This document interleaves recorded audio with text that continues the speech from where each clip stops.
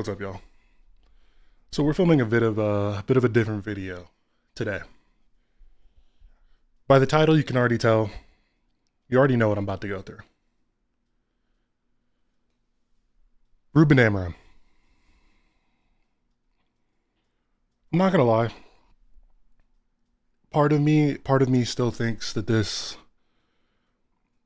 whole thing can work and like pan out, and I want it to. I genuinely want it to because I'm not a Manchester United fan, but my best friend is.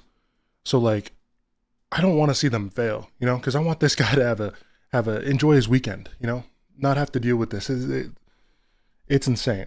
This whole relationship and the entire way that all of this is panned out is insane. And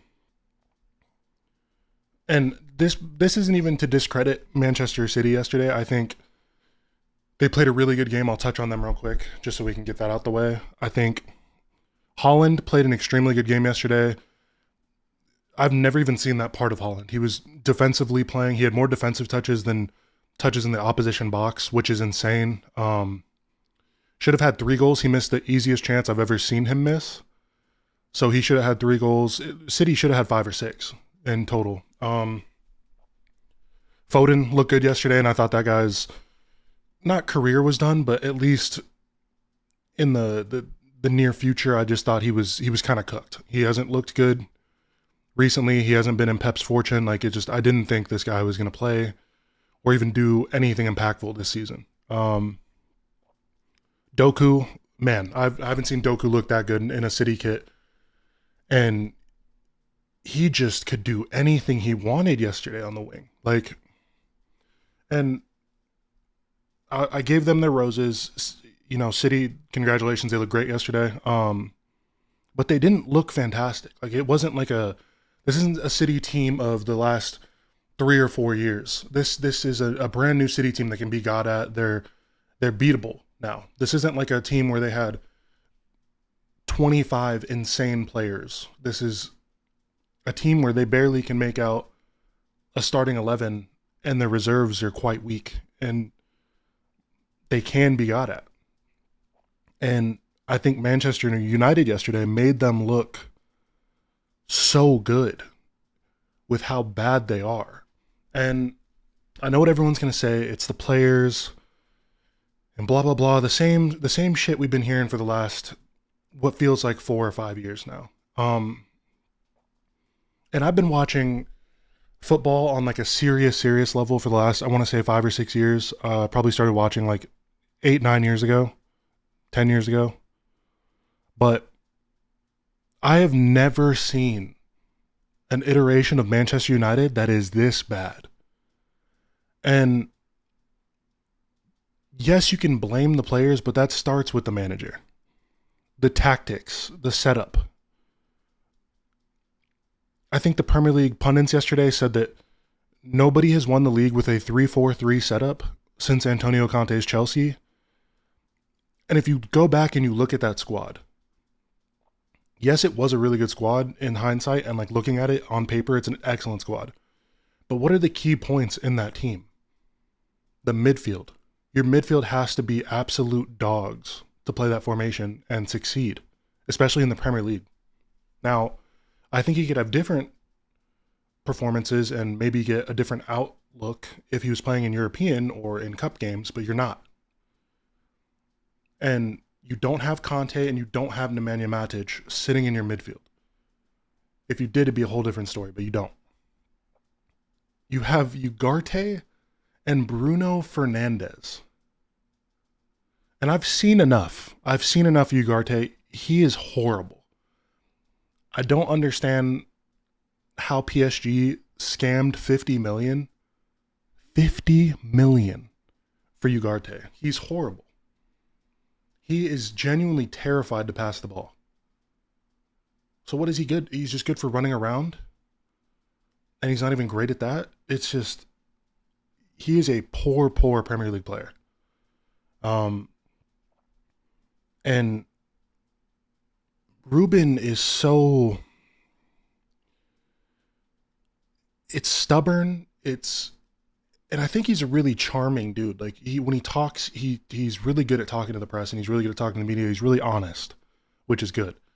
But he's so stubborn, and I don't think he's ever going to budge. And he's going to die on this hill of this 3-4-3, and I'm sticking with my tactics. And I can appreciate that and respect that. But for the club's and the fans' well-being and your job's sake, change. Change. Don't force the owners to change the man. Why are you even saying that in a post-match press conference? That is insane. The fact that you're so stubborn, that you are so stuck in your own ways. And don't get me wrong, I think he can have success with this formation. You just don't have the tools for it right now. You know how to succeed. You beat Man City in the Champions League with Sporting 4-1. So you clearly know what you're doing, but you don't have the tools. And if you don't have the tools, what do you have to do? Try a different formation or a different setup. For the love of God. The manager's job is to get the best out of the players that he does have available. I don't think a single player at Manchester United has gotten better under Ruben Amorim. And if one has, drop it in the comments. Let me know. We can debate this because I don't think a single player has gotten better. The only player that I think has gotten better, and he hasn't gotten better, he's just started to play, is Lenny Yoro. And I think Lenny Yoro would look good under anybody. So, but other than that, nobody's gotten better. And it's because nobody's playing in their natural position besides maybe Patrick Dorgu. And he's really young. He's really raw still, but he's looked pretty good. And maybe Embuemo. I think Embuemo's playing in a pretty natural position. Obviously the center halves, but they don't feel comfortable, I think, in that back three. And I think De Ligt is starting to show that he feels comfortable in the back three. But it's not going to work. I don't care if it's a back three, back five, whatever it is. These players will play better in a traditional four. And if he lined up in like a 4-2-3-1, the team would look better instantly. And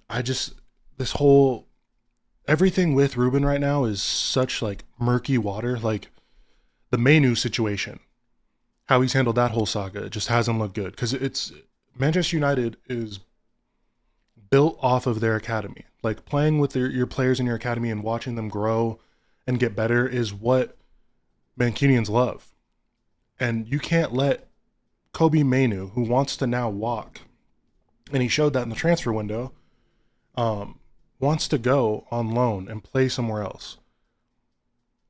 And if you let this kid go, it's just such a bad look. And for Ruben Amorim, of all people, I don't know, man. And for me, it looks like Kobe Mainu has given up. And I don't mean like the sense of he does look lazier on the pitch, but it's because he's so nonchalant. And I think if you have a player like Bruno Fernandes who runs around, looks super urgent, doesn't lack a sense of urgency at all, everything he does looks like he's putting his 150% effort into it. Now, Kobe Mainu does the same exact thing. He's just naturally a nonchalant person. So he's going to do things and it doesn't look like he's trying his hardest. He may well not be trying his hardest. We don't know. We don't see him in training. All we see is the small minutes that he gets on the pitch, and he's not happy with Ruben. You can tell. It keeps getting brought up in the press. It's probably annoying for Ruben. It's probably annoying for Kobe. But something has to change, man. It either has to be the tactics. I don't want to see Ruben go, genuinely. I think he could have a future at this club, but if he's not going to change, then they're going to have to change the man. And I think they're putting the ball in his court. I think the owners are not going to sack him. They don't want to pay him the money and be in more debt.